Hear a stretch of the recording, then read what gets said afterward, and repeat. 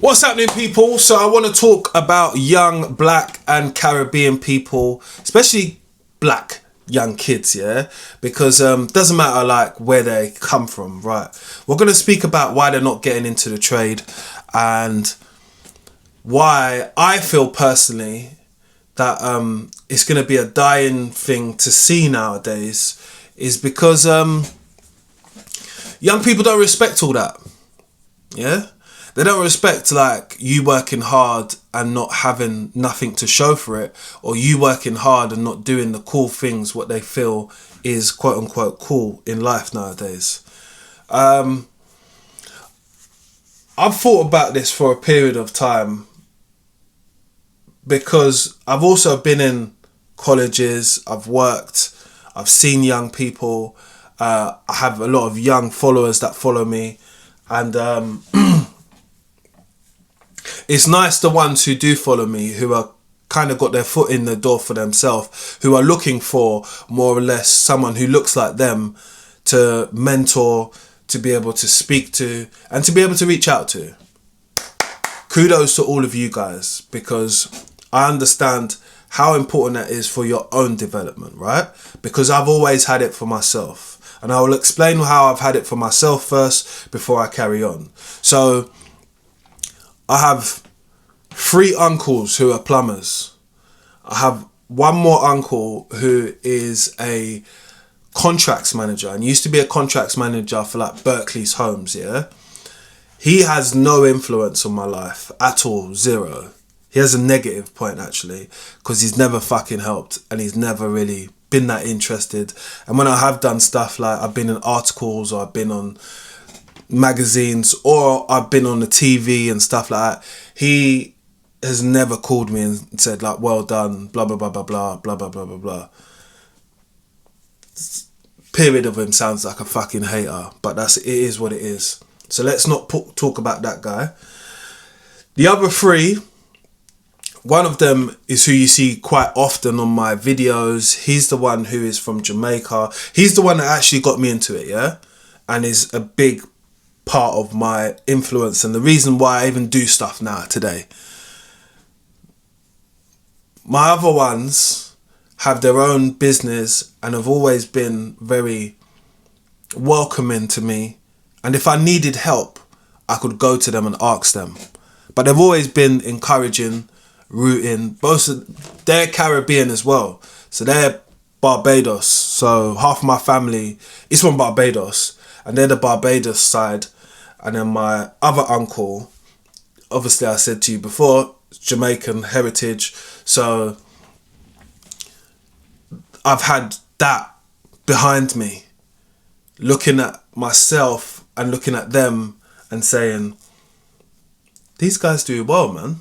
You know, like I can take a word from these lot and bring it into my own life and hopefully replicate what they're doing in my own way.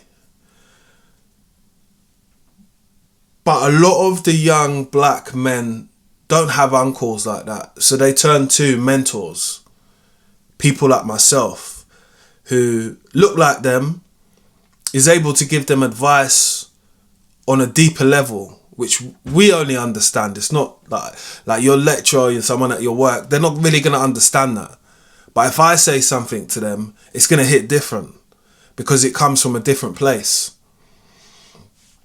And that's not regularly available for a lot of them, because a lot of black men my age, Caribbean, African, whatever, they're quite closed off.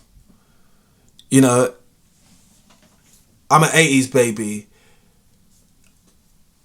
and there's not really many guys my age who are jumping on the net and giving my thoughts or opening up in ways which I try to open up with my content. I know how impactful it is for them, because I was working at Battersea, yeah, and there was a young guy who came over to speak to another colleague who was a white guy, and when he realised who I was, he was like, oh, that's Mr. London Plumber, you know, I watch your videos, bro. Oh my God, I can't believe I met you. Like, Da, da, da, da, da, da. We spoke for like a good half an hour, and then he asked me, can I get your number? I'm like, yeah, of course, man, of course. There's not, you've met me here, of course, yeah, that's fine, yeah. Because I know that he needed help. I know that he needed someone to be able to guide him in the right way. And respectfully so, if people come with this level of respect, yeah, I am always willing to give it back. It's just a fact. And especially to my young black men as well, because you need it. You need the guidance. You need someone to tell you to stop that foolishness and don't go down that road there, because it's not a good path. So I try to be that person, because I've lived life on the wild side in life, period. But as I've got older, I've realised that's not something I want to continue on doing, because I'm not only a brother to someone, I'm an uncle to 3 kids. I'm an uncle to my cousins have got kids. I can't be the bad breed uncle doing up road or doing up whatever. I just can't. Because the home of any black man is very important. You need to be there. You need to be present. Like, I've understood that. I overstand that. Caribbean word there. And I know how much impact that has on those people. So I try not to show up. I try to show up. I try to be a good representation of myself first, but be one that they could be proud of as well.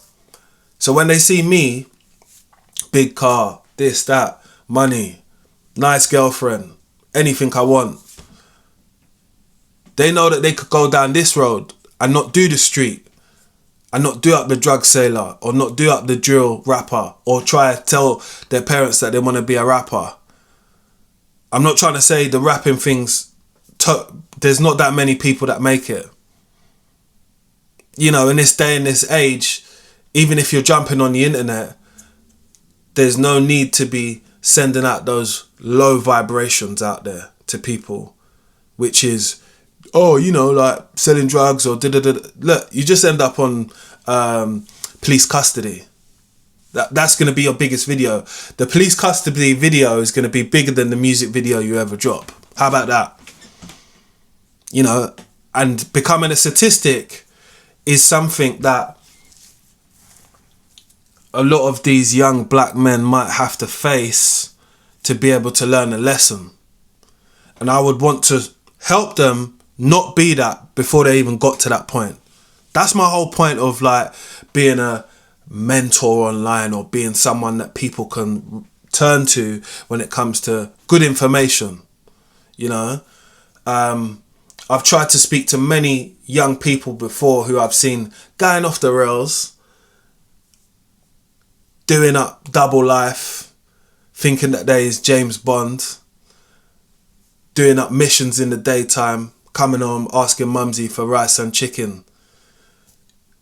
I just try and tell people that only lasts for so long. Do you think your parents are stupid? Do you think your parents haven't seen it all before? You know, my dad used to tell me that everything you done, I done already. I used to look at him when I was younger saying, what do you mean by that, man? Everything you done, I've done already. Just understand that.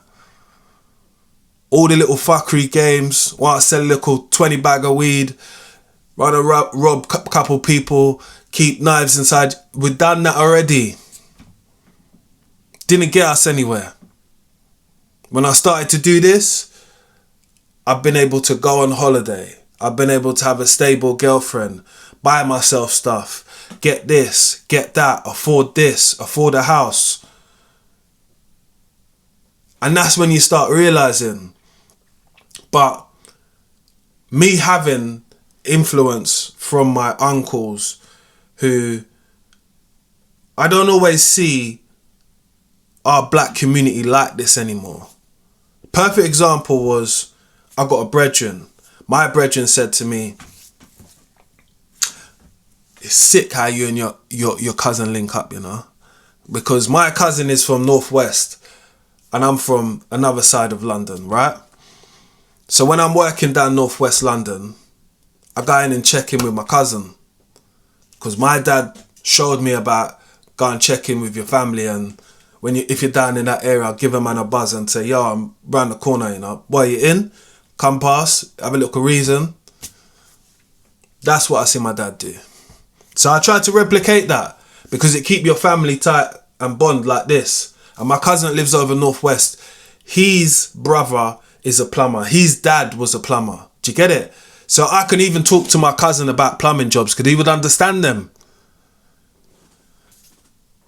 So it always gave me an extra breath to go over and just see things from a different side of London and how South Kilburn is, how all that area is around there. Harlesden, Stonebridge, all of that area. Even though I'm not from that side of London, I could take in that little bit of culture there because that area is very cultural. There's a lot of things that have happened around Notting Hill, that type of way, Northwest way. If you know, you know. Shepherd's Bush, all around there. So I've been luckily to be experienced that in life, you know, and I show my friend. And like I said, my point was, my friend was like to me, it's sick how you link up with your cousin, you know. I was like, yeah, man, you should be linking your cousins. Because that's not my brethren, that's my cousin. My friends I'll be rolling with anyway. It's how I am. But my cousins, we have to check in. Family. And my point is that a lot of our culture don't really do that. You don't really see all your sixth cousin at a christening no more. Because this person don't get along, that person don't.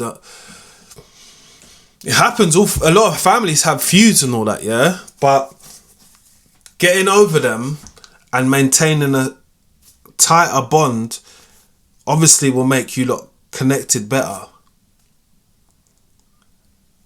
And when he said that to me, obviously I kind of brushed it off and I said, what I told you just now. Like, that's my cousin, da-da-da-da. But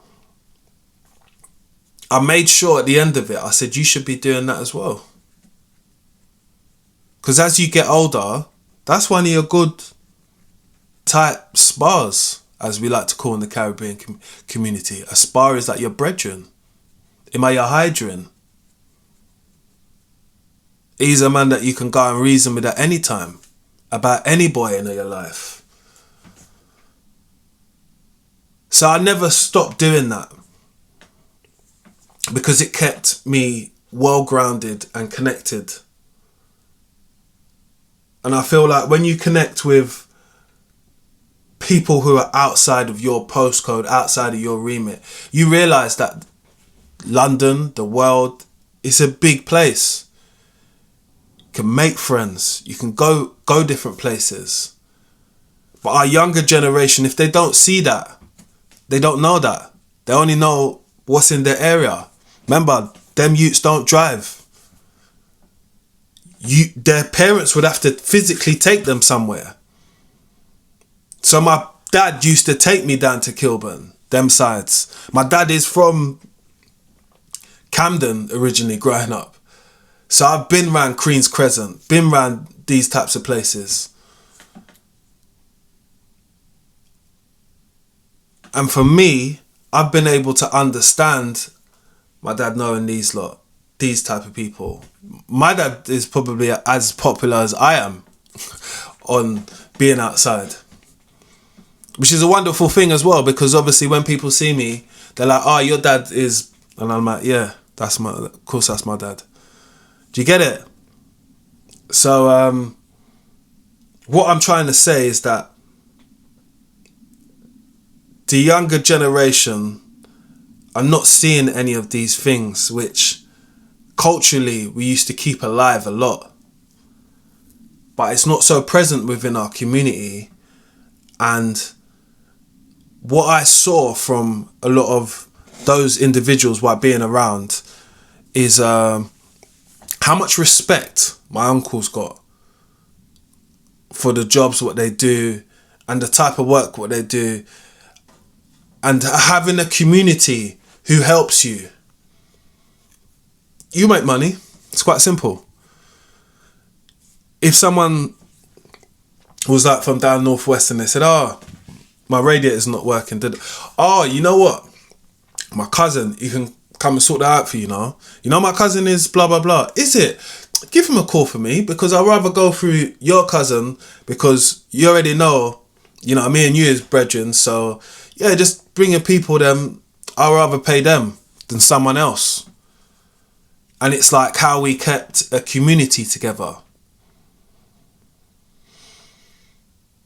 But we're losing that cultural identity and losing the fact that the younger generation can see what it is in real time instead of think the things what they know, what they don't know, instead of seeing it in 4K. 4K is a present for today. That's what that means. So if they're seeing it in 4K now, they're respecting it. If they don't see it in 4K, they don't respect it. They got their own mindset. So I want to tell you about a little bit of the mindset of these individuals, because again, look, I've been in colleges from East London to North London to Northwest, South East, and even Luton I used to work in, and Kent. So London, all surrounding areas, right? And when I've met a lot of young black African or Caribbean young kids, I mean, for one, I'm always trying to be that mentor for them on that level, just because at this stage you feel like you're a grown man. You want to do grown man things. You want to be outside with gal, take gal cinema. You want to smoke weed. You want to do all the things what adults are doing. Drink alcohol, lay in a bed, touch a girl's bum, all of these types of things. And if you've not got good guidance that could corral your life, having a child very young and not having a level of support, because you haven't done anything with your life yet. All you've done is laid down with someone, and all of a sudden 9 months later you got a child with no income, with nothing to support yourselves. So I try to be a person of respect. First of all, we have to respect each other for me and you to even talk on a level anyway. Because by coming out of your house and thinking that me and you are the same size, or because you call me on a first name term because I'm your lecturer, you think that we can talk to me about anything. You can't. You still got to know yourself. You still got to say yes sir when I read your name on the register. Yeah? That's it. You might know my name by first name terms, but I'd tell you not to call me that. Call me sir, because we're in a classroom. What I try to help them with is the attitude what you have now, to be able to change it so you have a level of switch up. You've heard me say a few patois things with the conversation which I've been talking about just now, but you now can hear the switch up as if we are at work. They need to learn that.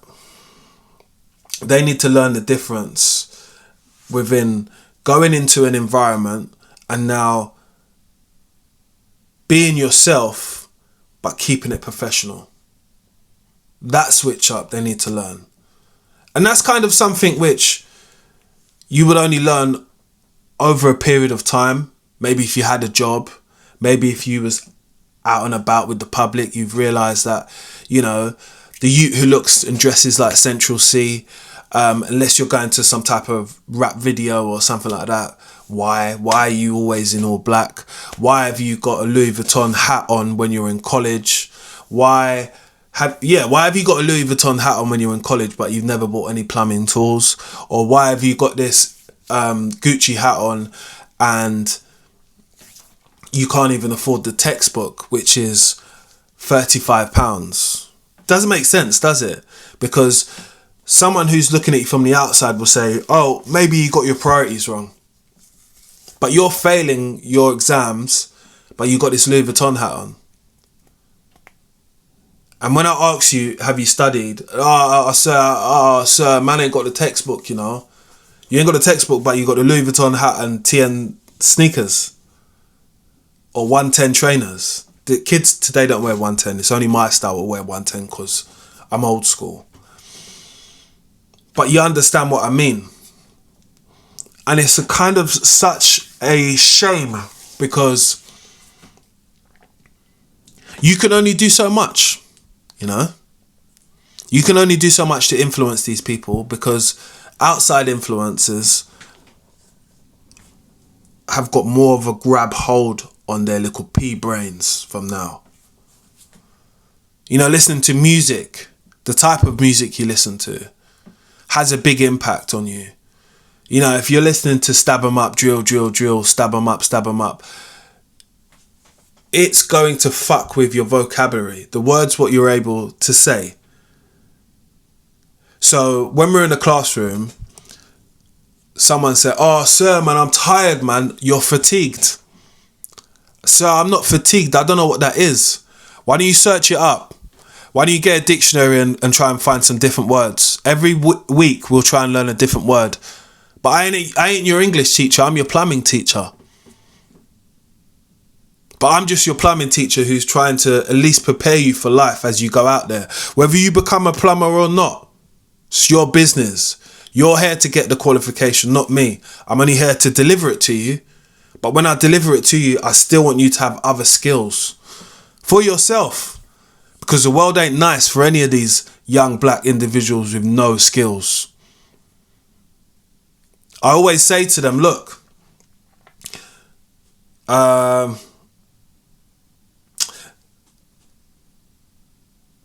having no skills and going out there in life, yeah, you will end up stacking shelves in Tesco's.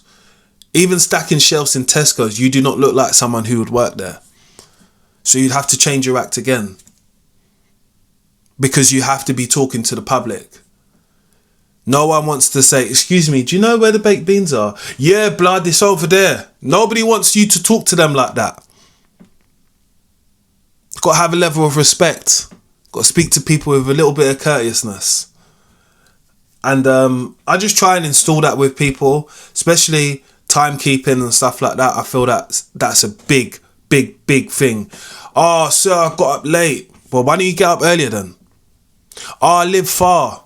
Well, why don't you get up earlier? "Oh, sir, you know I live far, man." Yeah, stay outside. Because that's what your job will tell you. Stay outside or go home if you can't come on time. It's not school. I had a student, and his parent called one time and he said, "I feel like the college is taking set on my son." And when she said taking set, that's like a Jamaican patois slang for, like, you know, picking on somebody, right? So I said, that's funny, because has your son told you that I'm black? So nobody's picking on nobody here. He's late every day. Oh, yeah, but he lives far. We don't care if he lives far. That's none of our business. We're not a daycare centre. We're a centre who's here to teach people to learn. And if you can't turn up on time, how are you supposed to learn? I then started speaking to his father, and his father had a total different approach. And he was like, "Look, that's fine with me, because I actually do want him to get this course. And I'm glad someone needs to be on him, because I need to be on him. Could you give me a call anytime he's late? And I will call him instantly and ask him, where the hell is he?" I said, "Yeah, I can do that for you, no problem." And then after, the mum was like, "Oh, could you let me know as well?" I said, "No, I can't, because I haven't got time to be calling two people. This is not a daycare centre." Because they weren't together. That's not my business who gets told. We have one person as point of communication who might be a primary, and you're a secondary. Whoever wants to be at first or second, that's fine with us. Just let me know, I will call that person as the priority person, which happened to be the father. And after, when I started speaking to the father about, he was onto it, because I was like, "Look, he doesn't do his coursework. He's failed 4 exams. Oh, he told me he was flying." No, he's not. We don't need to lie to you. Well, I will not lie to you because it's not part of something I believe in doing at any point. I believe in being upfront with people. So I always kept it upfront, kept it jiggy, kept it Gucci, as the young kids say. Gucci is good. Yeah? So when I done that with him, he did improve a little bit. He did struggle, but he improved quite a lot, actually. But again, I feel he had quite a lot of an attitude. And an attitude is not something that you could really have within construction because it's a white man's game and they're not really going to have you doing that shit. It's a game where the majority of your employers are going to be white. The majority of the people who you work with are going to be white. They're going to label you as some hood bad breed you, who you might feel like you are, right? They might feel like they are. But I always had to remind most of the kids, rude boys don't go to college, you fool.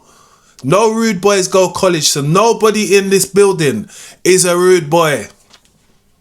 Bad boys do not go college. Bad boys do not do courses to go on plumbing. They go and do up road and go and get themselves a scales. You're not on that. You're here. You can't tell me you're a jugger when you're spending 8 hours in college. Because when are you jogging? Okay, no one's a jogger then. So let's just get on with the plumbing, like I said. And a lot of the times when I spoke to them like that, they got it, they understood it. They did think I was coming at them very harsh. But in 2020, this is how you got to speak to some people. And I changed a lot of these young people's trajectory, mindset, within the way how they viewed themselves. They started showing themselves more respect. And me. I had one student come in and his mum was like, do you know what? I've got to meet this person because every night I come home, he's rabbiting about ya. And I said, is it? And he goes, yeah, he really likes your classes. He tells me everything what you say in class, blah, blah, blah, blah, blah. And this was a guy who wasn't turning up for the classes. His attendance was at like 20% and stuff like that, you know. And I realised sometimes it can be from like learning difficulties and stuff like that, or just not feeling like you fit in.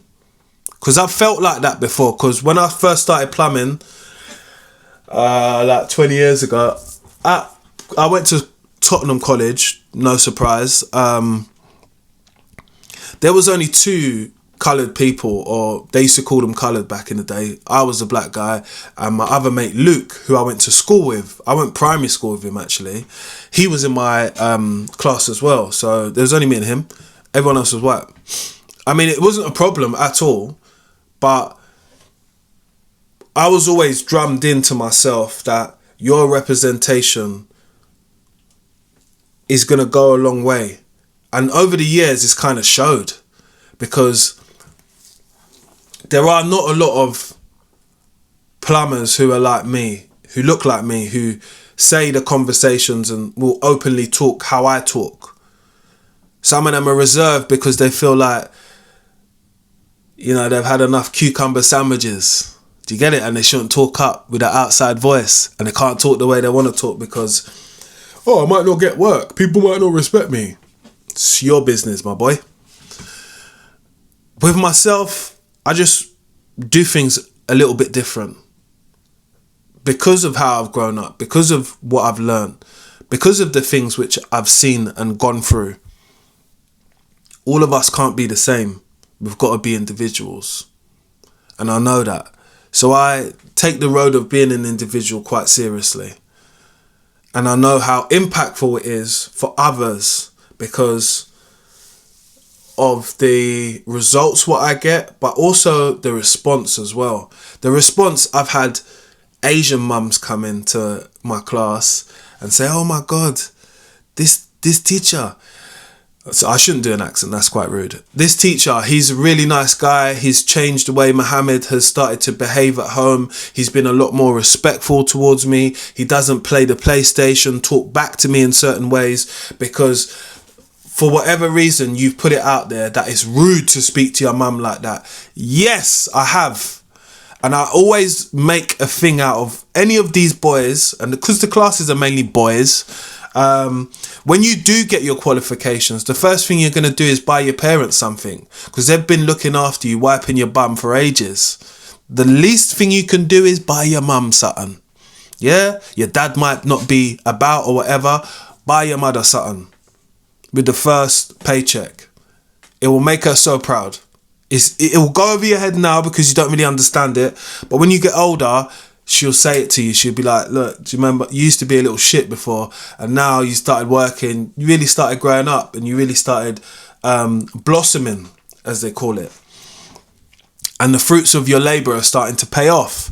You're being able to pay a little money to your mum for the gas and electric. You bought her this, and you're able to afford these types of things. You went on a little holiday. You went Spain or something with your pals. So it's a life progression which we want to see more of it. But like I said to you, I think the things what we're battling with are sometimes a higher attraction to them in life. They're battling with the girls, battling with wanting to have money, wanting to be a popular person, but also not seeing these things as any long term, or seeing the fruits of the labour from any of these, because they don't know any plumbers. If you think about it, they actually don't know any until they go and research and look for people, or find someone like myself. They're only seeing people who do not look like them be in those positions and be successful. But if they've got half a scoop about how London is, how the world is, they'll know that there's pockets of people who do make it, but we've got a big majority of influence who is out there who don't talk, don't say nothing, you know. And it shows me that I need to be like kind of like an unk to them, as they would call it, because I'm of that age. So I play that role, you know. And I always try and get more people into playing that role, because it's taught me so many things about life. It's taught me that, like, even if you set someone up, you bring them to a good start, you can't make them drink water. My Jamaican uncle says that to me all the time. Yeah, but if you bring these men to the thing, you can't make them drink the water. True. It's very true. But there's a part that wants to help and do that. And that's what I always kind of struggle with. I always want to give people at least a little bit of benefit of the doubt. Because my uncle gave me a lot of string in life, you know. Because like I said, I don't tell you my own story about what I've been up to, but I was active. That's all you need to know. All you need to know is that there. So I say there, but I don't know if you lot have seen it, right? Yeah, I have got a white gold tooth. I've lived that life. You understand? And you can hear the way I switch it up. You understand if you know. But we're trying to be mentors, and I know that they need more mentors. And I know that reversing the cycle from what they see, whether it's social media influence, the rappers, the fucking streamers, or people that live a different type of lifestyle to what they live, it's attractive, you know. It's something that, but I think the parents have a big part to play with letting someone understand that you need to have a B plan, and having something to fall back on, like a trade, is very powerful. Very, very powerful. Very. Whether you think that you could be on the high end, middle or low, a lot of the time when you compare it to everyday jobs or things what other people do, it's still way higher, and you can still live a much more comfortable life even if you go somewhere else with your trade, you know. which that's what I'm not going to go into speaking about where you can go and be a trade, but having the trade, you can go to so many different places, so many different countries. I obviously tell the young youth about that, because being in England, you know, I think it's 72 countries that the qualification, which is an NVQ, can be recognised in. So when I have been reasoning with these kids and we talk about stuff, I try to drop those facts in to let them know that it's deeper than that, what you're just having today. Getting the qualifications is super powerful. Don't fuck yourself. Don't do it. It's not worth it. It's not worth just not turning up because you like to just get high, or you just think you're a bit too cool for college. Because when it comes to the time and you go past 19 or something, you won't be able to afford this course out of your own pocket. It won't be the same price. Just saying. But I think I've told you about enough reasons why we're having this problem. I would always ask my community, because when we do speak about issues like this, we seem to flood the comment section, which I respectfully. So I'd ask you to do the same thing. How you feel about the conversation which I've had with you today. If you're a parent, if you're an adult, if you're an ex-tradesperson, or if you've got a nephew or something who, you know he does up road, and you're thinking about, oh, you should do this and you should do that. Some of us need to have the deeper conversations with them to be able to guide them in the right way. All my family members, all the boys, I drug them in. I try and say to them, look, this is my number. Really, I don't know what you're doing now. I don't know what you're up to. Not trying to get involved in your life too much if you don't want me to, but this is what I do, you know. And if you ever need some type of job or direction, conversation, give me a shout. You know, if life gets a bit give me a shout. You want to touch him, give me a shout. I don't make myself not accessible for any of these people. So I know that a lot of us do have this, we all have an obligation to do it, you know. So I just hope that maybe this video reaches someone who needs that conversation as an adult, or even a young person. You're starting to say to yourself, yeah, you know, like, I listened to it, I understood it, and I get it. And even if you don't share something in the comment section below, which is very important to this video, I would like you to like it. I would like you to share it to somebody who might need it, because even if we save one or two, that's a start. And subscribe as well, because that is totally free. I forgot to say that at the beginning of the video, because I felt so passionate about making this type of video in general. But I would ask you please to subscribe, because that's what matters. It helps me and my content get shown to other people. That's important. Like, share and subscribe. It's Mr. London Plumber. Let's go.